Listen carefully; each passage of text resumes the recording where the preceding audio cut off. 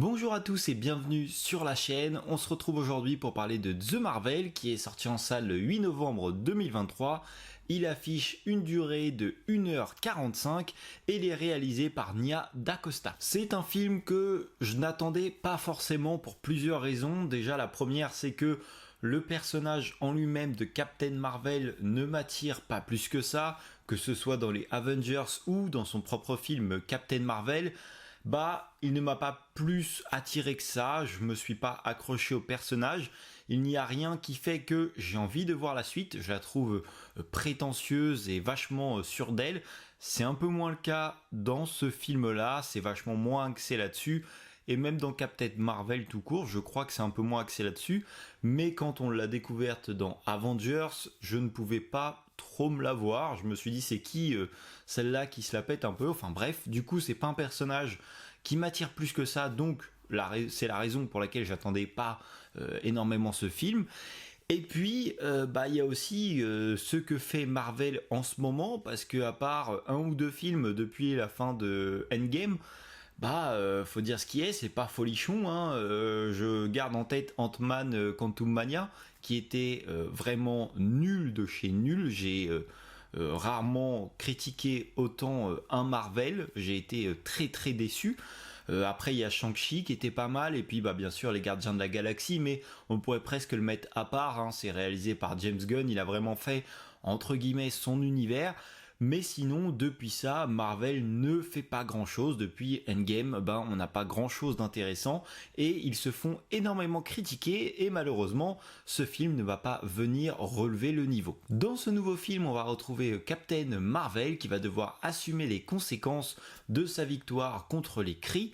Elle va faire équipe avec Miss Marvel et Capitaine Monica Rambeau, comme on a pu le voir dans la bande-annonce. Et comme ça a été énormément mis en avant dans cette bande-annonce, les trois héroïnes vont se retrouver malgré eux à échanger leur place, à se téléporter lorsqu'elles utilisent leur pouvoir. Et je voudrais commencer à parler de ça directement. Ce sujet-là a énormément été mis en avant, comme je te l'ai dit dans la bande-annonce, mais également dans le film. Il y a beaucoup de scènes qui sont faites pour te montrer ça, il y a même un moment où ils s'entraînent à maîtriser cette chose-là, et au final je trouve que ça n'a pas été tant que ça exploité, on va le voir vraiment 2-3 fois pendant des combats, mais c'est tout, on ne voit rien d'autre.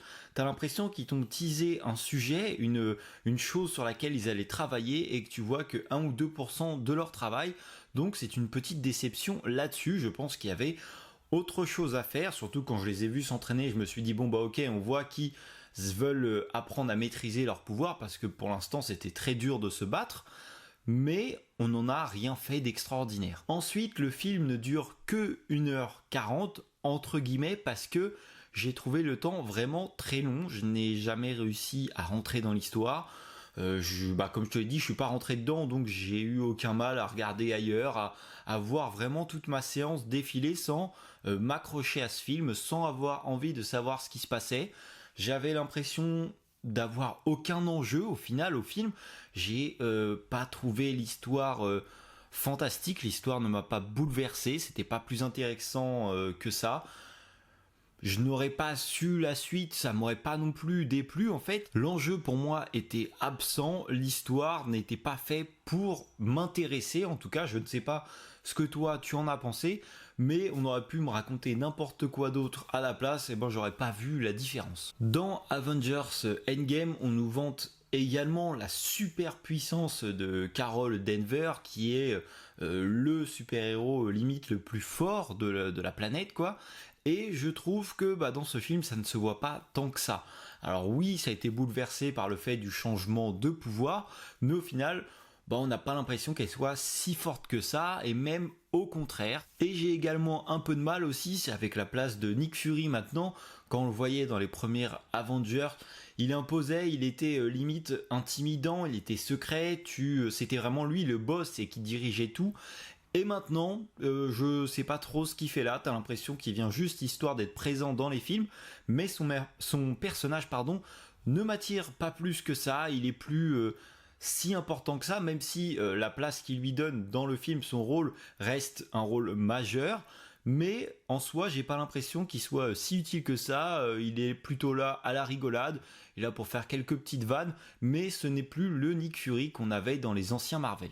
Au niveau des combats, du coup, on a 3 héroïnes versus un seul méchant. Et bon, c'est pas horrible, voilà, il y a quelques scènes, quelques acrobaties, quelques cascades qui sont sympathiques. Il y a des utilisations des pouvoirs qui rendent un visuel assez sympathique également. Mais j'ai pas été non plus ébahi devant les scènes de combat. Ça m'a pas plus fait rentrer dans le film que ça non plus. Voilà, j'en garde pas un grand souvenir et je pense que le film en général, de toute façon, d'ici demain, j'aurais oublié, il ne m'aura pas marqué. Ah oui, et pour reparler encore une fois des combats, avec cette fameuse téléportation, j'ai même trouvé qu'au début, il se téléportait tellement dans tous les sens que la caméra bougeait dans tous les sens et que c'était limite, on n'arrivait plus à suivre le combat. En fait, ils ont vraiment trop accentué ça et du coup, ouais, on suivait plus rien, ça bougeait dans tous les sens et on filmait juste un corps qui vole à droite, à gauche et c'est tout. Avant de passer à la toute petite partie avec spoiler, je veux juste faire un petit résumé. Comme tu l'as compris, je n'ai pas aimé le film. Alors, c'est loin d'être le pire de Marvel qui est sorti récemment, mais l'histoire ne m'a pas emballé. J'ai pas eu l'impression qu'il y avait un enjeu énorme. Les personnages ne sont pas attachants. Je trouve que c'est tourné à la rigolade. Ah, j'ai oublié d'en parler, mais il y a une scène de comédie musicale un peu où ils arrivent sur une terre, ils sont tous en train de chanter. Je ne vois pas, enfin, c'est l'intérêt de cette planète-là, mais moi ça ne me plaît absolument pas. Laissez ça au dessin animé, j'ai pas envie de voir ça dans les Marvel, quoi. Et puis voilà, c'est un film qui pour moi n'est pas marquant et reste sur la lignée de ce qu'ils font en ce moment. On va passer à une toute petite partie avec spoiler, donc si tu n'as pas vu le film et que tu ne veux pas être spoilé, je t'invite à quitter la vidéo, mais n'oublie pas de t'abonner juste avant et de revenir voir la suite. Je voudrais aborder 2 points dans cette partie avec spoiler. La première, c'est quand Miss Marvel va aller rencontrer Kate Bishop pour la recruter. Donc on a bien compris qu'elle veut monter une nouvelle équipe. Moi la question que je suis en train de me poser, c'est est-ce qu'ils vont pas juste recommencer ce qu'ils ont déjà fait par le passé, les mêmes héros mais avec leurs descendants entre guillemets, puisque pour l'instant toutes les nouvelles séries, tous les nouveaux films qu'on a vus, il y a pas mal de descendants qui ont les mêmes caractéristiques que le premier héros à la base. Dans Black Panther on a vu le nouveau Iron Man, dans la série Hawkeye on a vu la nouvelle Hawkeye, et puis là on a la descendante de Captain Marvel. Ils vont nous récupérer tous les héros avec juste leurs descendants et refaire la même chose, ainsi de suite, parce que à ce compte là l'univers est infini, ils vont avoir un enfant et on recommence. Donc si c'est ça qu'ils ont voulu nous teaser, moi personnellement je suis pas très emballé. Donc si t'as compris comme moi ou pas du tout, n'hésite pas à m'éclaircir en commentaire. Et puis la deuxième chose que je voulais aborder, c'est tout simplement la scène post-générique où on va retrouver le capitaine Monica Rambeau qui est encore en vie mais dans un autre univers. Donc déjà, bon, je m'en doutais qu'elle avait survécu et qu'on allait la revoir. Et cette scène post-générique va nous servir à nous teaser que on va refaire, si j'ai bien compris, des nouveaux X-Men. Alors d'un sens ça m'arrange vu que je n'ai toujours pas vu les anciens, ça fait un sacré bout de temps que je me dis qu'il faut que je les regarde pour être à jour, mais je n'ai jamais le temps, et donc voilà, on nous annonce ça. Je ne sais pas ce que tu en penses, n'hésite pas à me dire en commentaire. Donc voilà, c'est tout pour le film de Marvel. Comme tu l'as compris juste avant, je n'ai pas apprécié le film, je ne l'achèterai pas non plus, j'ai pas forcément envie de le revoir.